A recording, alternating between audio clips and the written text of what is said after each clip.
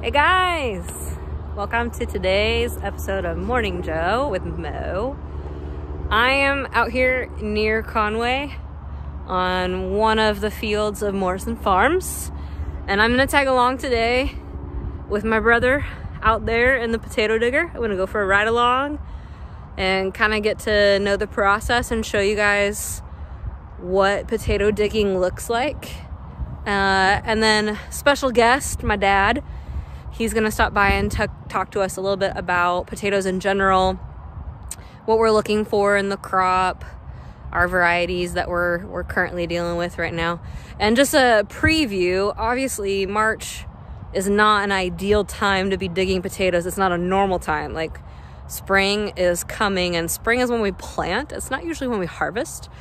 But this fall, the rains are really bad, and so we did not get to finish. We got cut short, and so we are trying to harvest and salvage the crop that we can. Obviously, not everything that's been in the ground all this time is going to be awesome or usable, so we've got a process we're going to talk about and show you kind of how we quality control.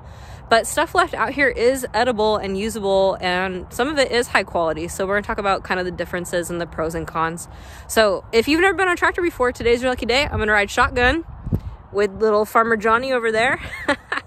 And then we'll see Dad here in a little bit too. So come meet my family and hop along on the farm with me today. So for those of you that have never been in a tractor on the farm before, currently we are in a cab of a tractor, and my brother John is the main controller, the main driver, and there's a little like shotgun seat, very small and tiny, that I'm sitting in. You'll notice that John does not keep his head forward as if like you're driving a car. He does it back and forth, and for the most part, 75% of the time, he's looking back. And this is why. He has to keep the truck in the correct position with the digger boom that you're seeing there starting to operate. And right there, he started it too soon, or he'll tell you the driver was too slow, whatever. Either way, it's his job to get the spuds from the digger into that back of the truck. And we don't want to lose any in the process. We don't want to damage any in the process.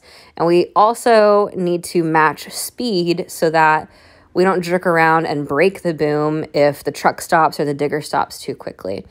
So he's got to keep an eye on all of that while driving the tractor straight and adjusting the depth of the digger going into the ground based on conditions that this field changes. It's not all the same everywhere you go. So there's a lot going on. So this is a job that I am not trained for. I don't want to be trained for. It's a very complicated process. In a little bit, you're going to see the control panel that he's working off of, and we'll dive deeper in there. This is a close-up shot of what's happening. The potatoes are in the ground. They're grown in hill, so there's a lot of excess dirt versus a crop like wheat, you would say. And we're digging up that dirt as we're digging the potatoes. But you'll notice as the process continues on down the line, the dirt is sifted through.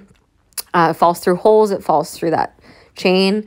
And then eventually, as we get towards the end, hopefully the majority of the stuff going in the truck is just potatoes. But we do know there's going to be dirt clods, which is why there's a whole nother section of processing and quality control at the actual storage facility before the potatoes actually get put in boxes for storage or get sent to the packing shed to be washed and packaged up for stores. Get to the end of the row, I'll lift up, and at that point I'll shut off my PTO, it stops my main chain, and that brought up my blade, and now my boom's just unloading the last little bit of potatoes into the truck until I always go till it's empty. That way when I turn around and start in, it will, I have time for the truck to get next to me. And so now I'll turn off my unloading boom and raise it up out of the way. And now I'll turn around. With it being so late in the winter, I asked John about how this crop would compare to something that would be freshly harvested in September or October. How do the potatoes handle being in the ground that long? Basically the ground, so they grow out down into the hill, and there's some that are kind of near the surface, some that are deeper. The ones that are really near the surface or sometimes even poke out with a erosion from some of the rain on the hill itself, and the dirt kind of goes away. Those ones will freeze, and we've waited. We always got to wait about a week to 10 days most of the time after a real heavy freeze, and those ones will actually freeze and start to decompose and get real mushy. Anything that freezes, because a potato is a huge part of it is water, and is the makeup of it. And so, and you know how water freezes. When just think of basically an ice cube, and when it melts, it just disappears. And so as a potato, it doesn't disappear, it just starts to break down and start that breakdown process. And so as we dig them, our chains have a gap in them, and we'll actually see most of the time when it's early winter that it will, as these potatoes defrost, they will break up as they go across our chain, and they'll actually never make it in the truck itself. All the potatoes that are not hurt by a frost, or just the hill protects that from just the freezing element. It's basically like wearing a jacket, I would say. It's it keeps the heat in. It's almost like insulation to a house. The good potatoes will go up the belt in the truck, and anything that's been froze for the most part will break up on the chain. Everything you buy in the store, whether it's harvested now or harvested back when we first start harvesting in September or late August, or even right in the peak times when we're doing October into storage, everything that ends up in the boxes are just the same quality for the most part. There might be a little bit color, might start to fade on stuff that's sat in the field a little longer. But other than that, the quality is still there. So this is our potato digger. It's actually made in Germany, because their soil conditions are about the same as ours when we get real wet in the wintertime. And this digger basically handles the mud a lot better than some of the American-made diggers that we've had in the valley in the past. So if you drive around Skagit Valley, most of the diggers are all it's called a Grimmy. It's made in Germany.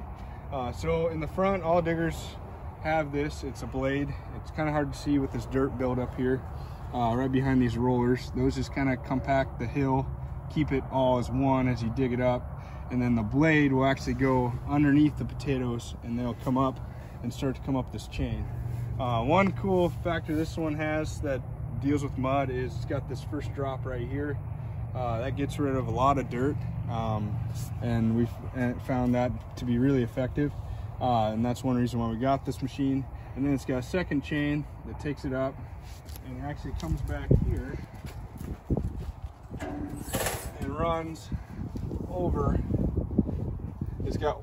It gets dropped onto a real short chain that also helps with dirt elimination, and then it gets right back here to a bunch of rollers. And you can either have them all running the same way if it's a real clean field and you don't have a bunch of vines or more dirt, and that just basically carries like a chain or a belt would. Otherwise, you can have one running the opposite direction, and it will pull vines.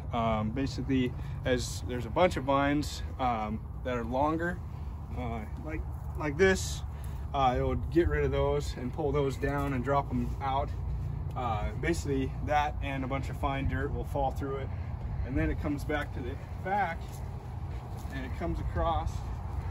It's dumped off those rollers onto one more belt. It brings it back to our unloading elevator that we call boom, that goes and dumps it in the truck. And in the truck we'll build some piles and then fill them in, and then the gate will actually fold up on this truck when we get it full.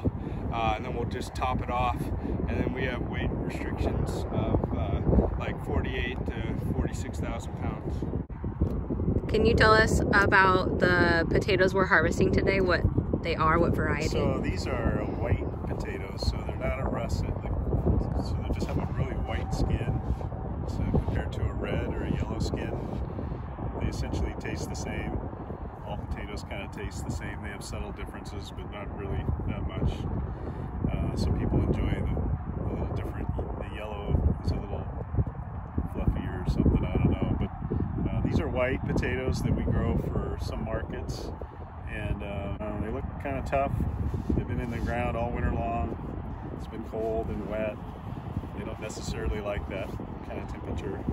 There's some spots on these potatoes now because of the wet weather. When they grow, they get these little spots. It's kind of where the potato breathes. It's called the lenticels, and normally it would look like everything in between all those black spots. It would look that smooth and white, and that would be really pretty, but it's not. So with those spots, can you not sell them for as much? We can sell them, but not for as much, right? These Okay. are discounted potatoes. Probably go into the food service where they're going to peel them and mash them, so no one will really see the really nice skin. So they could be made into potato chips or French fries also. My challenge today is going to be to enjoy a potato dish of your choice. And I always compare potatoes to the shrimp in Forrest Gump, you know, when they're talking about how many ways you can make shrimp. It's the fruit of the sea. You can barbecue it, boil it, broil it, bake it, saute it. There's shrimp kebabs, shrimp creole, shrimp gumbo, pan fried, deep fried, stir fried. There's pineapple shrimp, lemon shrimp, coconut shrimp, pepper shrimp, shrimp soup, shrimp stew, shrimp salad, shrimp and potatoes, shrimp burger, shrimp sandwich. That's about it. So can we do a little suggestion off between the two of us? I got one. Okay.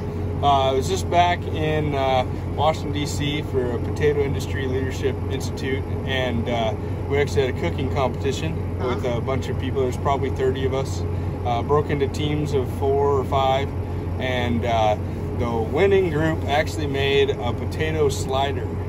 Replaced the bun with the potato, where they cut it in half, and actually used, it was like a Mexican themed slider, so they used chorizo and I think it was eggs, and basically like almost basically like a breakfast sandwich, and it actually won. It was really good.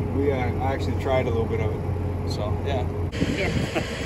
So potatoes can be cooked many different ways. You could eat it raw, but it's not going to taste very good. So most people cook them.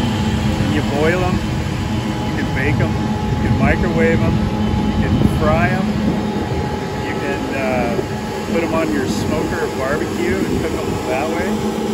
You can wrap it in foil and put it on a hot fire or coals. So there's 100 different ways.